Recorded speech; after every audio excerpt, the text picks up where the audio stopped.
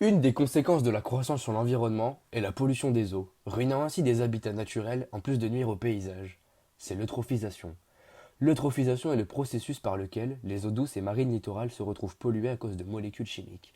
En effet, pour toujours accroître sa production agricole afin de répondre à une demande grandissante due à la croissance démographique, on utilise des engrais. Or, dans ces engrais, l'on retrouve des molécules telles que l'azote et le phosphore.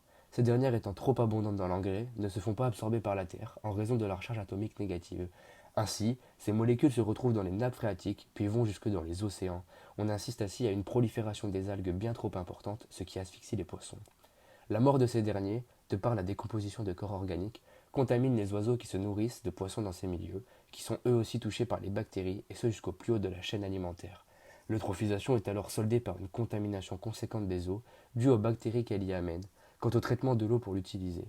De plus, cette surabondance d'algues se perçoit sur les plages dans le nord de la France, dans les lacs d'Amérique du Nord, et partout ailleurs dans le monde où l'engrais est utilisé, sans respecter de normes durables. Notre région est assez bon élève pour ce qui est de l'impact de la croissance sur l'environnement. Tout d'abord parce que nos mines de charbon ont fermé, et ce sont les centrales nucléaires qui ont pris le relais. Le seul souvenir que l'on a de nos mines sont des terrils qui ne polluent même pas l'espace visuel, mais qui servent carrément à définir ce qu'est notre région. Aujourd'hui, en se baladant sur les plages de Haut-à-Plage, on peut apercevoir au loin d'énormes constructions, des réacteurs nucléaires. Elles polluent peut-être plus notre vision, mais polluent bien moins le monde qui nous entoure. 98% de l'eau utilisée s'évapore ou est restituée, c'est-à-dire que seulement 2% de l'eau devient nucléaire et pollue les lacs, les rivières, ainsi que les nappes phréatiques environnantes. Pour ce qui est déchets chimiques, la plupart reviennent dans les mains de l'Andra, qui récupère les déchets chimiques et les stocke sous terre dans des locaux situés partout en France, mais aussi à Roubaix, à Gravelines ou à Tourcoing pour les plus proches.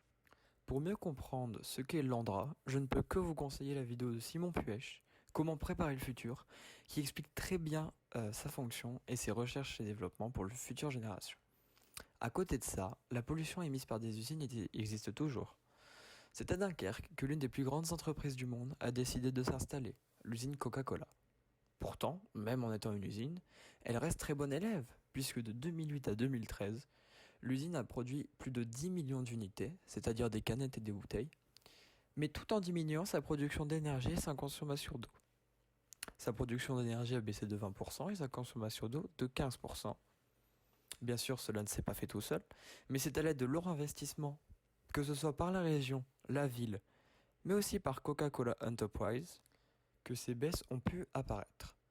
Au final, le Nord ne pollue pas et nous sommes en train de sauver la Terre à nous tout seuls. Pas si vite. Boulogne, connu en France pour nos ICA, des poissons, du sauvetage d'espèces, des sensibilisations pour les plus jeunes sur la pollution aquatique, des reconstitutions d'écosystèmes complets. Nos ICA restent un des meilleurs moyens pour comprendre l'impact de la croissance sur l'environnement aquatique et il se trouve dans notre région. Or, à une cinquantaine de kilomètres de là, il y a le port de Calais. Ce port accueille bateaux de marchandises, le tunnel sous la Manche, le ferry, mais aussi le trafic du détroit du Pas-de-Calais. Chaque jour, près de 400 bateaux de commerce traversent le port. De son côté, le détroit du Pas-de-Calais reste et est toujours la voie maritime la plus fréquentée du monde, avec en moyenne 20 000 conteneurs par jour. Le trafic est source de déchets d'hydrocarbures, ainsi que de pollution de l'air. Malgré cela, il n'a jamais connu de marée noire, bien que les collisions ne soient pas si rares. D'après Philippe Dutrieux, préfet maritime de la Manche et de la mer du Nord, une étude faite depuis plusieurs années nous a régulièrement démontré que grâce à la vigilance observée par les crosses et toute la chaîne d'action en mer, nous évitons en moyenne 2 catastrophes par mois. Notre adjoint a du talent et elle le montre. Aujourd'hui, notre région fait son maximum pour sensibiliser ses habitants, grâce notamment à l'ouverture de réserves naturelles, comme celle de Haut-Plage, mais aussi grâce à l'ouverture de vestiges de l'époque minière, comme avec les mines de Loward. Nausicaa, bien sûr, joue un rôle énorme dans la sensibilisation des plus jeunes, puisque tout en restant ludique, Nausicaa arrive à expliquer aux petits et aux grands que l'océan se porte mal, mais que nous pouvons le sauver. Tout le monde doit faire un effort. Et c'est en commençant par des efforts collectifs à petite échelle, comme dans une région ou un département, que le changement va passer.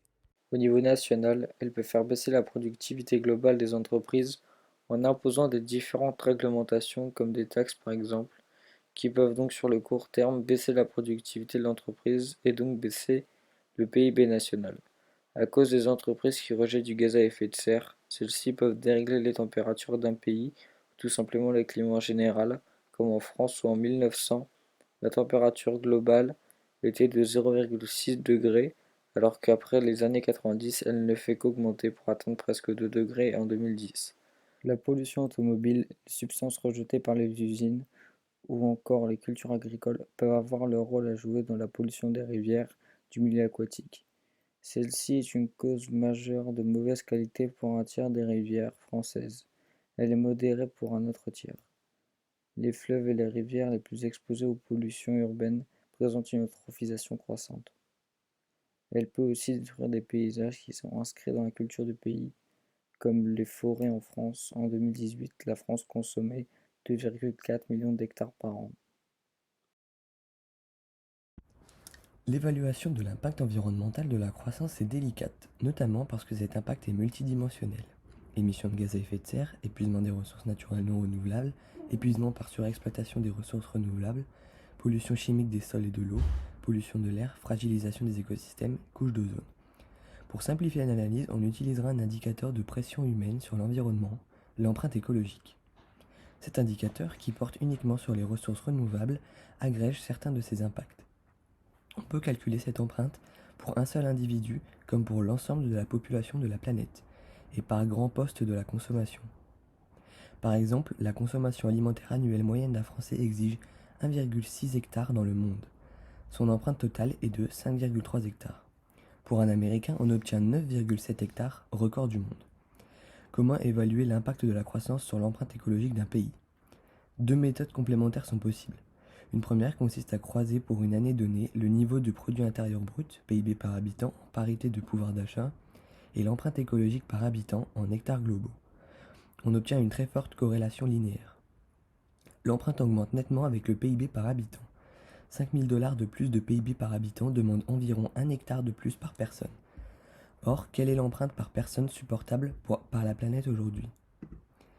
Elle était de 2,9 hectares en 1970 et ne cesse de diminuer sous l'effet de la progression de la population, de la régression des terres labourables, des forêts, des ressources, des zones de pêche, etc. Elle est passée à 2 hectares en 1990 et n'était plus que de 1,8 hectare en 2001. Si tous les habitants de la planète avaient le mode de vie des Américains, il faudrait 5,3 planètes pour y faire face. Si tous avaient le niveau de vie moyen des Français, il en faudra encore près de 3.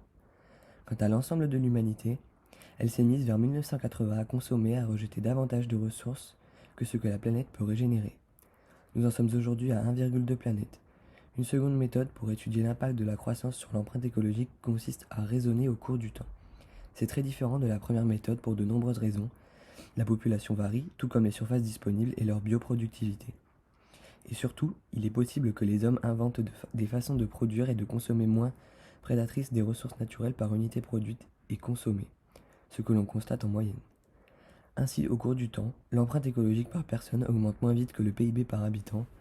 Elle s'est même stabilisée à un niveau insoutenable en Allemagne depuis 20 ans, en France depuis 10 ans et dans le monde depuis 15 ans. Mais même dans ce cas, l'empreinte totale augmente en proportion de la population.